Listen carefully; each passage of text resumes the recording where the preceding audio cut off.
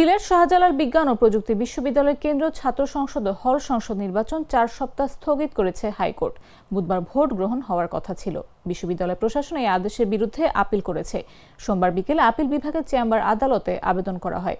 বিশ্ববিদ্যালয়ের পক্ষে ছিলেন অ্যাডভোকেট মোহাম্মদ সাদ্দাম হোসেন, রাষ্ট্রপক্ষে ছিলেন অতিরিক্ত অ্যাটর্নি জেনারেল অনিক আর হক। রিট দায়ের করেন শাকসু নির্বাচনে স্বতন্ত্র প্রার্থী মমিনুর রশিদ শুভ সহ 3 প্রার্থী। রিটে বলা হয়েছে, জাতীয় সংসদ নির্বাচনের আগে সব ধরনের নির্বাচন বন্ধ রাখার নির্দেশনা রয়েছে। এদিকে নির্বাচনের প্রচারণার সময় গতকাল 12 ঘন্টা বাড়ানো হয়। প্রার্থীরা আজ রাত 9টা পর্যন্ত প্রচারণা করতে পারবেন। মূল ভোট গ্রহণ আগামীকাল সকাল 9টা থেকে অনুষ্ঠিত হওয়ার কথা থাকলেও হাইকোর্টের আদেশে এটি স্থগিত হলো। 4 সপ্তাহ পর নতুন তারিখে নির্বাচন হতে পারে।